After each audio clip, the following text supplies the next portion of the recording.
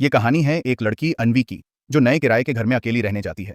लेकिन उस घर के एक कमरे में हर रात कुछ आवाजें आती हैं। क्या वो उसकी कल्पना है या कोई सच्चाई? जब तक सच्चाई सामने आती है, बहुत देर हो चुकी होती है। अन्वी, 22 साल की लड़की, पढ़ाई के लिए भोपाल से दिल्ली आती है। वो एक सस्ते लेकिन पुराने फ्लैट में अकेले रहने लगती है। पहली रात को ही अन्वी को बंद कमरे से किसी के रोने की आवाज आती है, पर वहां कोई नहीं होता। वो कमरे में झांकती है, वहां एक टूटी पुरानी डॉल पड़ी है। दीवार पर लाल रंग से लिखा है, मुझे मत खोलो। एक अजनबी लड़का उसी फ्लैट के बारे में पूछते हुए आता है। वो कहता है कि उसकी बहन कभी इसी घर में रहती थी और अचानक गुम हो गई थी। अन्वी को पता चलता है कि वो लड़की जो गुम हुई थी, उसी कमरे में मारी गई थी और अब उसकी आत्मा वहीं बंधी हुई है।